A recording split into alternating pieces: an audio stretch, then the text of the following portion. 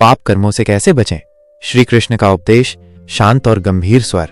जीवन के इस रणभूमि में हम सभी को पग पग पर चुनौतियों और प्रलोभनों का सामना करना पड़ता है। कई बार अनजाने में और कई बार जानते बूझते हुए भी हम ऐसे कर्म कर बैठते हैं जिन्हें पाप कहा जाता है। इन कर्मों का बोझ हमारे मन को भारी कर देता है और हमें आत्मिक शांति से दूर ले जाता है।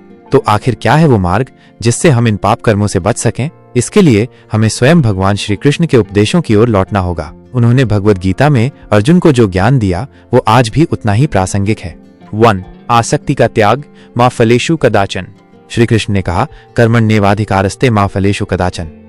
इसका सीधा अर्थ है कि तुम्हारा अधिकार केवल कर्म करने में है, उसके फल में नहीं। जब हम किसी कर्म को करते हुए उसके परिणाम से अत्यधिक आसक्त हो जाते हैं तब हम पाप की ओर झुकने लगते हैं। उदाहरण के लिए, अगर हम धन कमाने के लिए इतने लालायित हो जाएं कि सही गलत का भेद भूल जाएं, तो हम गलत रास्ते पर जा सकते हैं। अपनी मेहनत पर ध्यान दें, परिणाम ईश्वर पर छोड़ दें।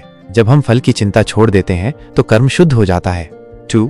इंद्रियों पर नियंत्रण, मन एव मनुष्याणा कारणम बंध मोक्षयोः। हमारा मन और हमारी इंद्रियां ही हमें पाप की ओर खींचती हैं। आंखें गलत चीजों को देखती हैं, कान गलत बातें सुनते हैं और मन अनैतिक इच्छाएं करता है। श्री कृष्ण ने अर्जुन को सिखाया कि इन इंद्रियों को वश में रखना अत्यंत आवश्यक है।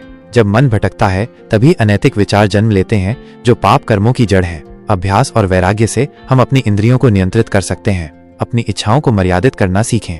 3. कर्तव्य परायणता और धर्म का पालन, स्वधर्मे निधनम श्रेयः।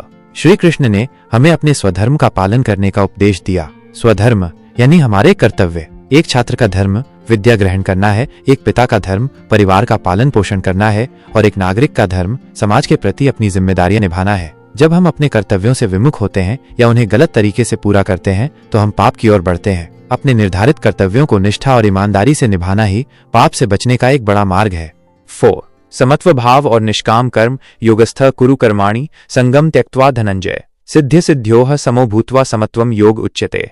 यानी, हे धनंजय, आसक्ति को त्याग कर तथा सिद्धि और असिद्धि में संभाव होकर योग में स्थित हुआ कर्तव्य कर्म कर। यह समत्व ही योग कहलाता है। जब हम हर परिस्थिति में चाहे सफलता मिले या असफलता संभाव रखते हैं तो हमारा मन विचलित नहीं होता।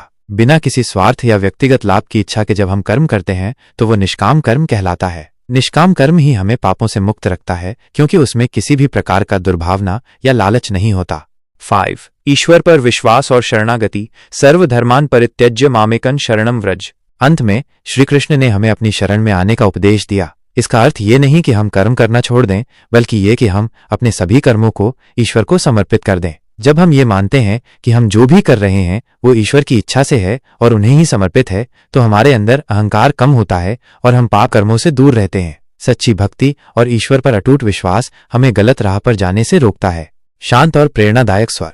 तो याद रखिए, पाप कर्मों से बचना कोई मुश्किल काम नहीं है। ये हमारे मन की अवस्था और हमारे कर्म करने के तरीके पर निर्भर करता है। आसक्ति छोड़ो, इंद्रियों को वश में रखो, अपने कर्तव्य निभाओ, समभाव से कर्म करो और ईश्वर पर विश्वास रखो। यही वो श्री कृष्ण मार्ग है जो हमें पापों से बचाकर एक शांत, संतुष्ट और धर्ममय जीवन की ओर ले जाता है।